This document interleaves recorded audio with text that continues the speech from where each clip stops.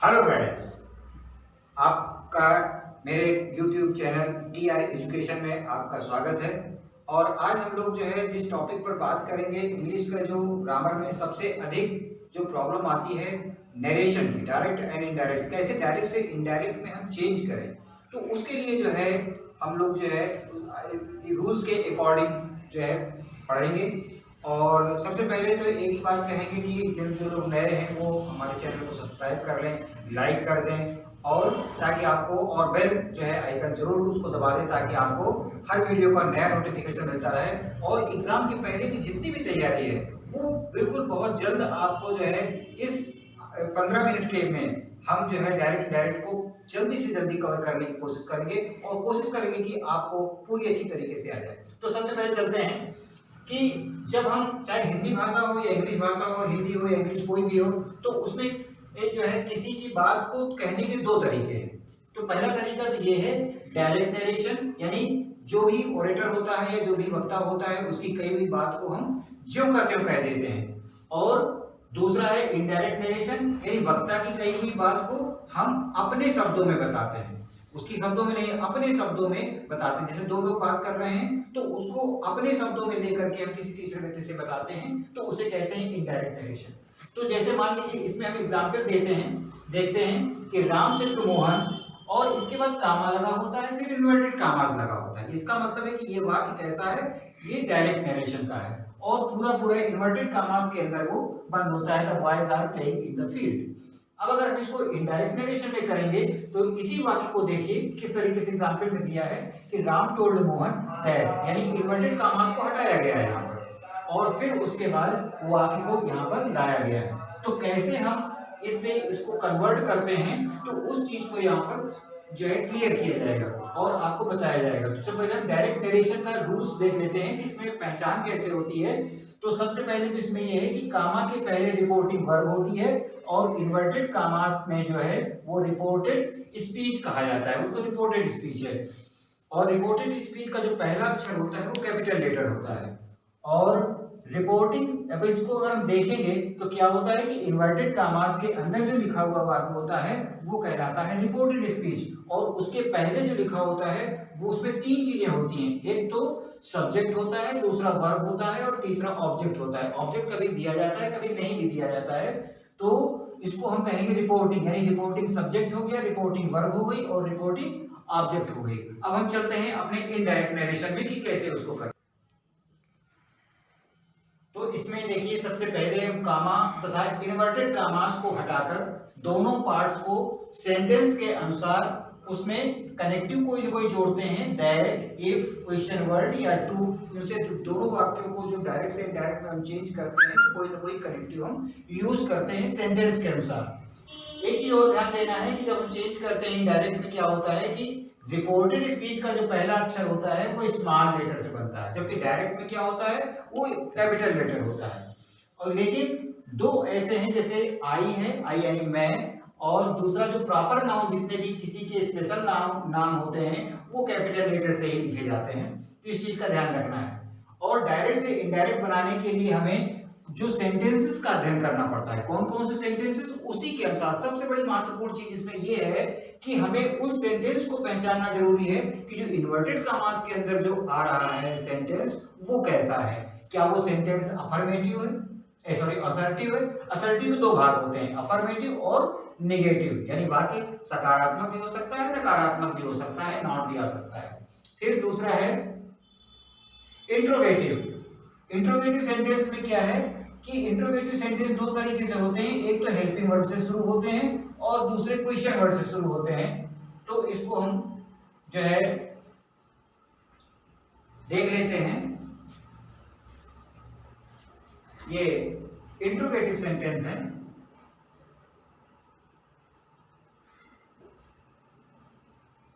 और ये भी जो है इंट्रोगेटिव सेंटेंस भी दो तरीके से होते हैं, एक वो होते हैं जो हेल्पिंग वर्ब से शुरू होते हैं, और दूसरे जो किसी न किसी क्वेश्चन वर्ड से शुरू किए जाते हैं। तो इसमें हम जब चेंज करेंगे तो रूल्स आपको आगे जो है बताएंगे, उसको जो है क्लियर करेंगे।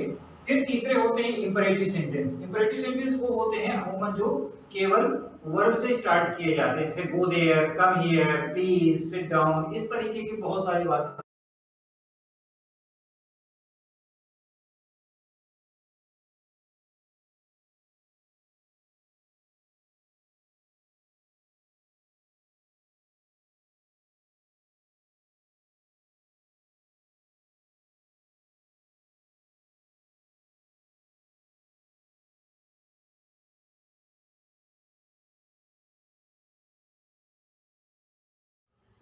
सबसे पहले हम देखेंगे कि असर्टिव सेंटेंस का जो है इनडायरेक्ट वर्ब जब बनाते हैं तो कैसे हम जो है उसको यूज करते हैं। तो उसमें देखिए तीन परिवर्तन अमूमन होते हैं।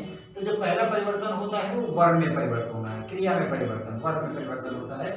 दूसरा जो है परिवर्तन जो चेंजेस होते हैं वो होते हैं प्रोनाउन के। और तीसरा जो है जितने नियरनेस वाले जो वर्ब सेंटेंस होते हैं उनको हम चेंज करते हैं। तो सबसे पहले हम जो वर्ब में चेंजेस होगा उसको देखते हैं। तो सबसे पहले हम ये देखते हैं कि रिपोर्टिंग जो वर्ब है यानी इन्वर्टेड कॉमास के जो पहले वो आने वाली जो वर्ब है जिसे हम रिपोर्टिंग वर्ब कहेंगे वो प्रेजेंट में है या फ्यूचर में है। अगर फिर से देखिए, अगर ये प्रेजेंट या फ्यूचर में है तो रिपोर्टेड स्पीच की क्रिया में कोई परिवर्तन नहीं करते हैं। इस चीज को आपको बहुत ध्यान से देखना है कि जब रिपोर्टिंग वर्ब अगर प्रेजेंट टेंस में है या फ्यूचर टेंस में है तो रिपोर्टेड स्पीच यानी इन्वर्टेड कॉमास के अंदर जो लिखा हुआ सेंटेंस है उसके टेंस में यानी उसकी क्रिया में, उसकी वर्ब में हम कोई परिवर्तन नहीं करते हैं, केवल कामा तथा इन्वर्टेड कॉमास को हटा देते हैं। और अगर वाक्य साधारण है तो हम उसको दैट से दोनों पार्ट्स को जोड़ देते हैं और कोई चेंज नहीं करते। रूल नंबर 2 ये है कि रिपोर्टिंग वर्ब में सेज, से, सेड के बाद अगर टू का प्रयोग नहीं किया गया है, कभी कभी ऐसा होता है कि ऑब्जेक्ट नहीं दिया होता, जब ऑब्जेक्ट नहीं दिया होता तो टू का प्रयोग भी नहीं किया जाता है। तो अगर ना दिया हुआ हो तो उसको ज्यों का त्यों हम लिख देते हैं। लेकिन जब इसके बाद टू का प्रयोग किया गया है यानी उसके बाद ऑब्जेक्ट आया है तो फिर जो है हम उसको इस तरीके से लिखते हैं। अगर सेज के बाद टू आया है तो टेल्स में कर देते हैं, अगर से के बाद टू आया है तो केवल टेल लिखेंगे, और सेड के बाद अगर टू आया है तो टोल्ड कर देते हैं। इस चीज को विशेष ध्यान रखना है कि हमें क्लियर कर रखना चाहिए कि सेज के बाद अगर टू आया है तो टेल्स लिखेंगे, और से के बाद टू आया है इसका मतलब टेल लिखेंगे, और सेड टू के बाद अगर आया है तो हम टोल्ड लिखेंगे। और इसको हम एग्जाम्पल से समझते हैं। तो इसको हम एग्जाम्पल से समझते हैं कि Ram says Mohan is a good boy. यहां पर क्या आया है, सेज आया है। तो इसको जब हम इनडायरेक्ट में चेंज करेंगे तो हो जाएगा राम सेज, ऐसे ही रहेगा क्योंकि इसके बाद टू का प्रयोग नहीं किया गया है। तो उसके बाद केवल हमने दैट लगा दिया, क्योंकि ये प्रेजेंट में है, हमारी वर्ब है रिपोर्टिंग वर्ब, तो इसमें हम कोई चेंजेस भी नहीं करेंगे। देखिए एज इट इज आ गया, इन्वर्टेड कॉमास हटा दिया और ये नरेशन में इनडायरेक्ट में चेंज हो गया, कोई इसमें खास बात नहीं है। दूसरे वाले वाक्य में सेंटेंस में देखते हैं कि इसमें सेज टू का प्रयोग है, सीता सेज टू मीरा, तो सेज टू का प्रयोग किया गया है। तो यहाँ पर हम क्या चेंज कर देंगे, सेज टू को हटा करके और उसकी जगह पे क्या करेंगे, टेल्स लिख देंगे, क्योंकि इसमें ऑब्जेक्ट का प्रयोग किया गया है। और चूंकि ये फिर यहाँ पर ये से चूंकि प्रेजेंट टेंस में है तो यहाँ इन्वर्टेड कॉमास को हटाया हमने और यहाँ पर दैट लगा दिया। ये वाक्य हमारा सिंपल वाक्य है और इसको अफर्मेटिव है तो इसको हमने सीधा सीधा लिख दिया, इन्वर्टेड कॉमास को हटा दिया। फिर तीसरे वाक्य में देखते हैं कि I have said to him. अब यहाँ पर सेड के बाद टू का प्रयोग किया गया है, तो जब सेड के बाद टू का प्रयोग किया गया है तो यहाँ पर हम टोल्ड का प्रयोग करेंगे। यहाँ पर आपको जो विशेष फोकस जो किया जा रहा है वो सिर्फ इस बात के है कि रिपोर्टिंग वर्ब में जो चेंजेस हैं वो सारे के हैं, वो उस चीज को आपको देखना है कि यहाँ पर सेज अकेले आया था तो सेज आया, यहाँ सेज के बाद टू आया था तो टेल्स हो गया, यहाँ सेड के बाद टू आया है तो उसको टोल्ड में चेंज कर दिया।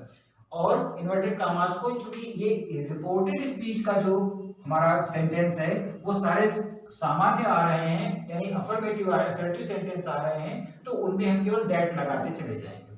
ये हम आगे कवर करेंगे। चौथे वाक्य में क्या है कि विल से का प्रयोग किया गया है।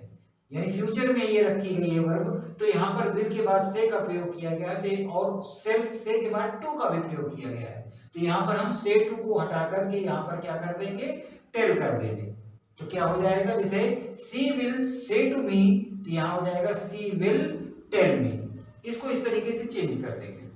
तो अब यहाँ पर क्या है कि जब रिपोर्टिंग वर्ब अगर पास्ट टेंस में है, अभी तक आपने देखा कि रिपोर्टिंग वर्ब अमूमन प्रेजेंट में है या फिर जो है फ्यूचर में है, लेकिन अगर रिपोर्टिंग वर्ब पास्ट टेंस में है तो जो रिपोर्टेड स्पीच का है, जो रिपोर्टेड स्पीच है उसे बहुत सारे चेंजेस करेंगे। तो पहला चेंज क्या होगा, वो वर्ब से रिलेटेड है। किससे रिलेटेड है, वर्ब से। तो वर्ब को हम जो है उसको अब आगे इसको कवर करेंगे।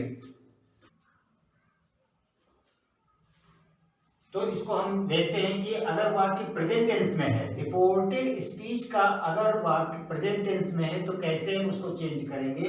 अगर रिपोर्टेड स्पीच जो है आपकी पास्ट टेंस में है तो कैसे क्या होगा, तो वर्ब की अगर फर्स्ट फॉर्म है यानी वो प्रेजेंट टेंस में है तो उसको हम कर देंगे पास्ट टेंस में, पास्ट इंडेफिनिट में चेंज कर देंगे।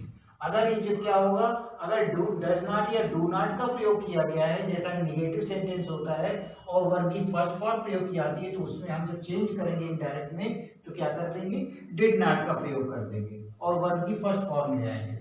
लेकिन अगर उसमें इज एमआर का प्रयोग किया गया यानी कॉन्टिन्यूअस में अगर वाक्य है तो उसको हम चेंज कर देंगे, इज एमआर को वाज या वेयर में चेंज कर देंगे और मेन वर्ब में आईएनजी फॉर्म ले आएंगे।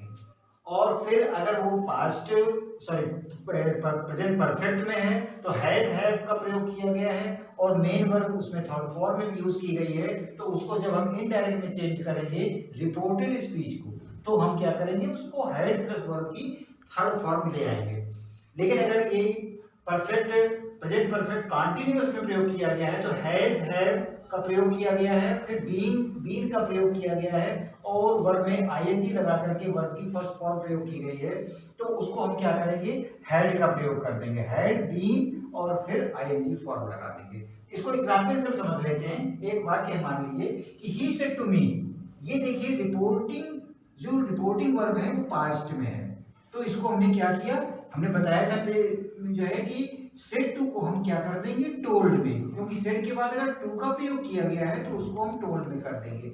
फिर इसके बाद इस सेंटेंस को हम देखते हैं, ये सेंटेंस हमारा असर्टिव सेंटेंस है, तो इसमें क्या करेंगे, हम दैट को लगा देंगे और फिर इसके बाद चूंकि ये पास्ट में है प्रयोग की गई है रिपोर्टिंग वर्ब, तो इसको हमने क्या कर दिया, पास्ट टेंस में चेंज कर दिया। यानी ये वॉइस जो है चूंकि प्लूरल सब्जेक्ट है तो इसके साथ वर्ब भी प्लूरल आ गई, बाकी कहीं हम किसी चीज को टच नहीं करेंगे।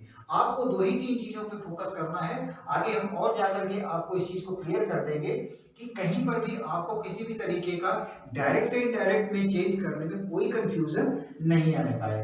फिर इसको एक वाक्य को और देख लेते हैं कि she said this is a pen, बहुत सिंपल वाक्य है, तो इसमें क्या करेंगे, चूंकि इसमें टू का प्रयोग नहीं किया गया है तो हम सेड को सेड ही ले आए और ये चूंकि वाक्य सिंपल है तो यहाँ पर भी हमने दैट का लगा करके और क्या किया, चूंकि ये पास्ट में है तो यहाँ पर भी हम इसकी जगह पर क्या कर देंगे, पास्ट का प्रयोग वाज में चेंज कर देंगे। तो बहुत सिंपल है। और फिर तो हम पास्ट टेंस का जो है चेंज करके बताते हैं। अभी तक हमने पिछली बार क्या किया कि प्रेजेंट को चेंज किया था, अब पास्ट में क्या करेंगे कि इसमें जो रिपोर्टिंग वर्ब होगी वो अगर रिपोर्टेड स्पीच जो इन्वर्टेड कॉमास के अंदर की बात की जा रही है वहां पर है कि अगर रिपोर्टिंग वर्ब पास्ट टेंस में है और रिपोर्टेड स्पीच का जो सेंटेंस है वो अगर पास्ट इंडेफिनिट में है तो उसको पास्ट इंडेफिनिट का मतलब क्या होता है कि उसमें वर्ब की सेकंड फॉर्म का प्रयोग किया गया होगा, तो उसको जब हम चेंज करेंगे इनडायरेक्ट में तो इसमें हम हैड लगाएंगे और वर्ब की थर्ड फॉर्म का प्रयोग कर देंगे। यानी वर्ब की जो सेकंड फॉर्म जो उसमें प्रयोग की गई है जब उसको हम चेंज करेंगे तो क्या है कि उसको हम हैड प्लस वर्ब की थर्ड फॉर्म में प्रयोग कर देंगे।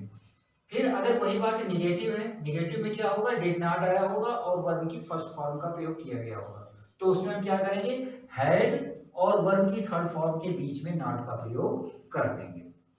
फिर अगर यही कॉन्टिन्यूअस में है, पास्ट कॉन्टिन्यूअस में, तो पास्ट कॉन्टिन्यूअस में वाज और वेयर का प्रयोग हुआ होगा और वर्ब में आईएनजी फॉर्म आई होगी, तो उसको हम क्या करेंगे, जब हम चेंज करेंगे इनडायरेक्ट में तो हैड का प्रयोग करेंगे और बीन का प्रयोग करेंगे। हैड बीन लगा करके वर्ब में आईएनजी का प्रयोग कर देंगे। लेकिन अगर यही वाक्य जो है अगर हैड का प्रयोग किया गया हो और वर्ब की थर्ड फॉर्म यानी पास्ट परफेक्ट में है तो कोई परिवर्तन नहीं होगा। अगर इसी तरीके से पास्ट परफेक्ट कंटीन्यूअस में है तो भी कोई चेंज नहीं होगा।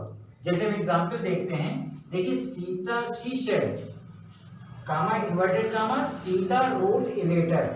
देखिए यहाँ पर क्या है, पास्ट का प्रयोग किया गया है, यहाँ पर पास्ट टेंस का प्रयोग किया गया है, जबकि पहले भी हमने बताया था अगर यहाँ प्रेजेंट या फ्यूचर में है तो कोई चेंज नहीं करेंगे। लेकिन अगर ये रिपोर्टिंग वर्ब आपकी पास्ट टेंस में यूज की गई है तो यहाँ पर हम देखेंगे जो रिपोर्टेड स्पीच का है यानी वर्ब की सेकंड फॉर्म प्रयोग की गई है, और वर्ब की अगर सेकंड फॉर्म प्रयोग की गई होगी तो क्या करेंगे, हैड और वर्ब की थर्ड फॉर्म। तो देखिए यहाँ पर हमने क्या किया, दैट लगा दिया चूंकि बाकी सिंपल है, और यहाँ पर हमने रोट की जगह पर हैड रिटन कर दिया यानी हैड लगा दिया, और जो रोट है इसकी थर्ड फॉर्म रिटन यानी सेकंड फॉर्म है जिसको थर्ड फॉर्म में रिटन में लिखा लगा दिया। कि दूसरा वाक्य देखिए, the peon said the boys broke the chair. तो इसमें क्या किया कि हमने यहाँ पर कोई ऑब्जेक्ट नहीं आया, इसके बाद टू नहीं आया तो टोल्ड हम नहीं कर सकते, केवल सेड को सेड ही रखेंगे। हर चीज को आपको ध्यान में रखना है। और फिर यहाँ पर ये वाक्य फिर सिंपल है कि यहाँ पर हमने दैट कनेक्टिव यूज किया, इन्वर्टेड कामास को हटाएंगे तो क्या लगा देंगे, दैट लगा देंगे। फिर कर्ता को हम बिल्कुल टच नहीं करेंगे, रिपोर्टेड स्पीच के सब्जेक्ट को कुछ भी टच करने की जरूरत नहीं है। ब्रोक, ब्रोक का मतलब है कि वर्ब की सेकंड फॉर्म का प्रयोग किया गया है, यहाँ फिर हम क्या करेंगे, हैड लगाएंगे और वर्ब की थर्ड फॉर्म का प्रयोग कर देंगे। अब चलते हैं फ्यूचर टेंस की ओर। फ्यूचर में क्या है कि फ्यूचर टेंस में शैल, अगर रिपोर्टेड स्पीच के अंदर शैल का प्रयोग किया गया है तो उसको शुड में बदल देंगे, विल आया है तो विल को वुड में बदल देंगे, और शैल के बाद हैव आया है तो शैल को शुड में बदल देंगे, शुड हैव हो जाएगा, और विल के बाद हैव आया है तो कुड हैव हो जाएगा। अगर अदर चेंजेस में क्या है, कैन और कैन आया है तो कुड में, मे आया है तो माइट में। इसको एग्जांपल से समझ लेते हैं कि जैसे they said to him, they said to him Mukesh will go to market. तो इसमें क्या करेंगे कि सेड के बाद टू का प्रयोग किया गया है तो हमने क्या कर दिया, टोल्ड का प्रयोग कर दिया। यहाँ पर फिर वाक्य सिंपल है तो हमने दैट कनेक्टिव यूज किया है, और यहाँ पर विल आया है तो विल को अब क्या कर देंगे, वुड। क्यों कर देंगे, क्योंकि ये पास्ट में है, ये पास्ट में, इसलिए यहाँ पर विल को वुड में हम चेंज कर देंगे, बाकी किसी से कुछ भी टच नहीं करेंगे।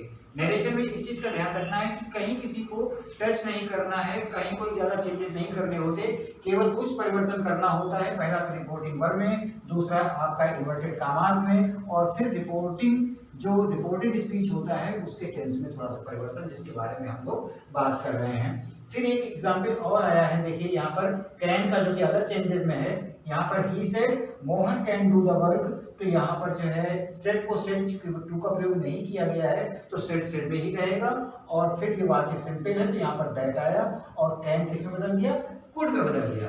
अब हम थोड़ा सा एक चेंजेस और देखते हैं कि जो है कि उसमें किस तरीके से हम परिवर्तन करेंगे। तो हम इस पे देखते हैं कि जब रिपोर्टेड स्पीच में शुड का प्रयोग या would, could, might, must, ought to, use to, इनका प्रयोग अगर किया गया है इन्वर्टेड कामास के अंदर यानी रिपोर्टेड स्पीच के अंदर, तो हम उसमें कोई परिवर्तन नहीं करते हैं, भले ही रिपोर्टिंग वर्ब पास्ट टेंस में क्यों ना हो। इस चीज का ध्यान रखना है कि रिपोर्टिंग वर्ब अगर आपकी जो इन्वर्टेड कामास के पहले लिखी रहती है उसको जब अगर वो पास्ट टेंस में दी हुई है, लेकिन रिपोर्टेड स्पीच में ये सारी वर्ब आ रही हैं, शुड है, would, could, might, must, ought to, use to, तो हम उसमें कोई चेंजेस नहीं करेंगे। दूसरा कि अगर रिपोर्टेड स्पीच में कोई यूनिवर्सल ट्रूथ, कोई सार्वभौमिक सत्य या कोई हैप्चुअल फैक्ट, किसी की आदत को बताया गया है या फिर कोई हिस्टोरिकल इवेंट को बताया गया है, तो भी वाक्य में कोई चेंजेस नहीं करेंगे, चाहे रिपोर्टिंग वर्ब पास्ट टेंस में ही क्यों न दी हुई हो।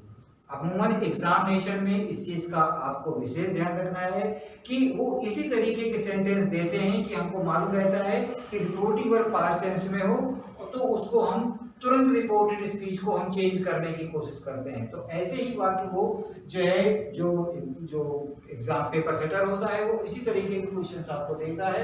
तो इसमें आपको ये ध्यान देना है कि कहीं यूनिवर्सल ट्रुथ या एक्चुअल फैक्ट या कोई हिस्टोरिकल इवेंट तो नहीं दिया गया है। अगर दिया गया है तो फिर आपको होशियार हो जाना है, वहां चेंज करने की जरूरत नहीं है। जैसे एग्जाम्पल में हम देख रहे हैं, the teacher said to the boys 2 and 2 make 4।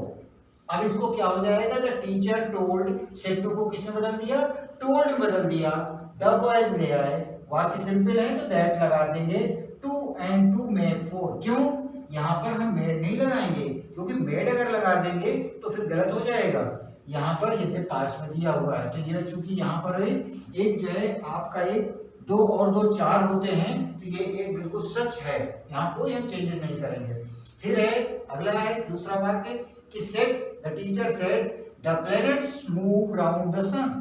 जितने भी वो हैं वो सूर्य के चक्कर लगाते हैं तो लगाते हैं, तो यहाँ पर सेड के बाद देखिए टू का प्रयोग नहीं किया गया तो सेड ही रह गया, और यहाँ पर दैट का प्रयोग किया गया चूंकि वाक्य सिंपल है। और फिर प्लैनेट्स मूव राउंड द सन, कहीं हम चेंज नहीं करेंगे, यहाँ मूव्ड नहीं कर सकते। अगर मूव्ड कर देंगे तो हमारा सेंटेंस तुरंत गलत हो जाएगा, नंबर कट हो जाएगा। तो इस चीज का विशेष ध्यान रखना है। इस वीडियो को आप बार बार देख सकते हैं और देख